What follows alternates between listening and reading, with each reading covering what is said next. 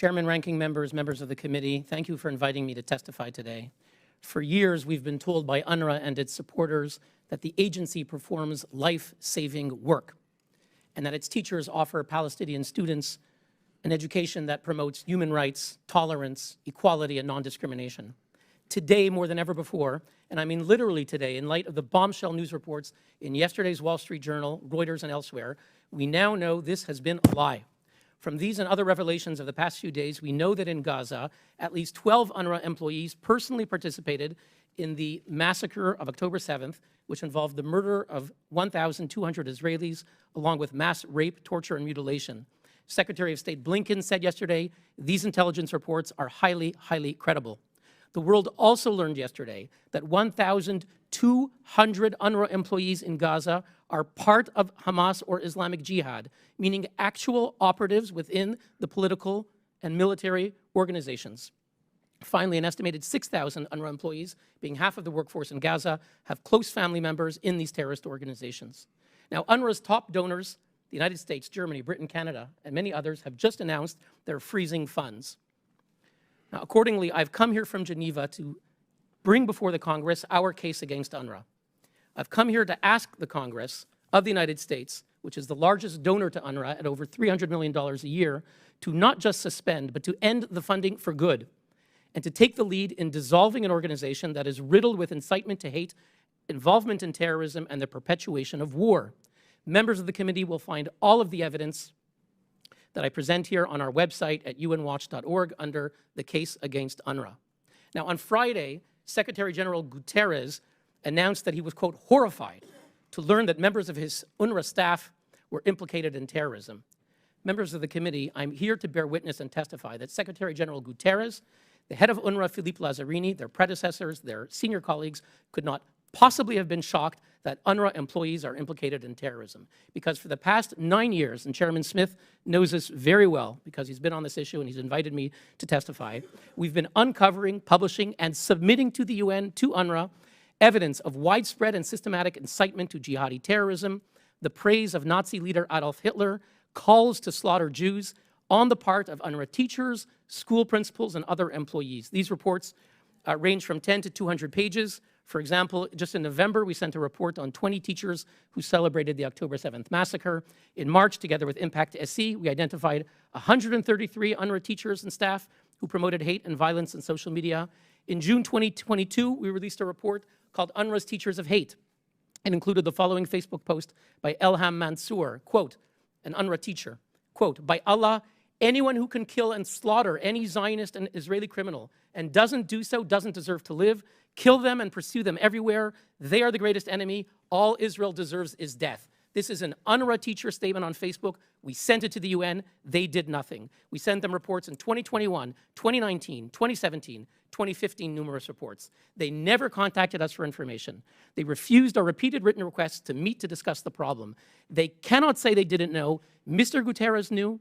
The head of the UNRWA knew. The United Nations knew. They simply chose not to act. But it's much worse than that. From the beginning, their response to our reports was to attack us for doing the work they failed to do. If we look at Christopher Gunnis, the longtime UNRWA spokesman, he's now come back as a surrogate, giving interviews on Al Jazeera. He said on Twitter the following in response to our reports, quote, appeal to journalists, please don't turn UN Watch baseless allegations about anti-Semitism into a he said, she said story. It's a non-story. Quote, UN Watch makes a fool of itself again, credibility dead in the water. Will anyone believe them again? Quote, he's interested to find out more about UN Watch's political and financial affiliations since its establishment. Can anyone advise? This was their response to smear the messenger. They are not interested in finding out the root problem of incitement to terrorism. In June 2022, when they had to suspend 6 out of 10 of their employees under pressure from the US, UNRWA Deputy Commissioner General Lenny Stensteth, who's now the Director General of the Norwegian Foreign Ministry, she informed donor states and put it on her website that, quote, the real intent of UN Watch, my organization, is, quote, to destroy and not build, and to invite conflict, not build a lasting peace. Now, the US and other donors have asked UNRWA to investigate and to ensure accountability. I can tell you for a decade, UNRWA has shown itself to be unwilling, unable, and unfit. Today, I wish to present our new report called UNRWA's Terrorgram, which I've handed to each of the members, and it's on our website, unwatch.org. In this report, we document a Telegram chat group of over 3,000 UNRWA teachers in Gaza that is replete with messages, photos, and videos cheering and celebrating the massacre of October 7th. It includes, for example, Safa Mohammed al-Najjar on the morning of October 7th. She's an UNRWA teacher of computers in Gaza, an administrator of this Telegram group. She celebrated the massacre, posting videos.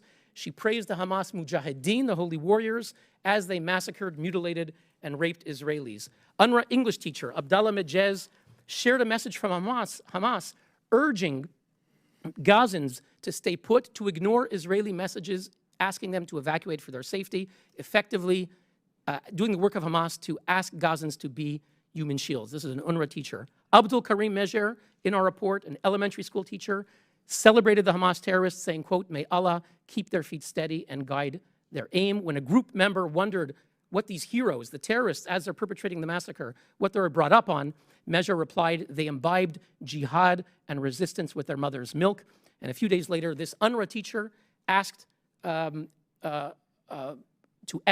asked Hamas to execute their Israeli hostages.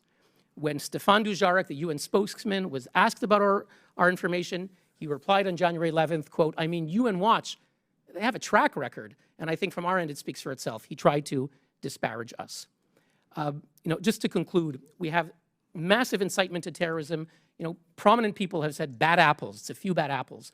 We're talking about 1,200 who belong to the organization, 3,000 in this group, 6,000 whose family members belong to it. This is not a problem of bad apples. It's rotten to the core.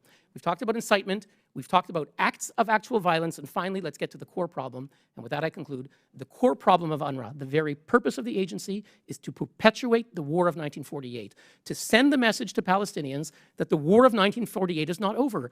Don't use cement to build homes, hospitals, and schools here in Gaza.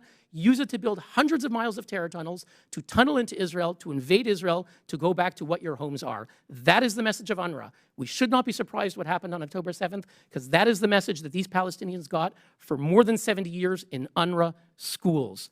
UNRWA is a failure. We have to recognize what the Swiss Foreign Minister Ignazio Cassis said. This is a country historically that supports the UN. He said the following, I quote, "UNRWA has become part of the problem.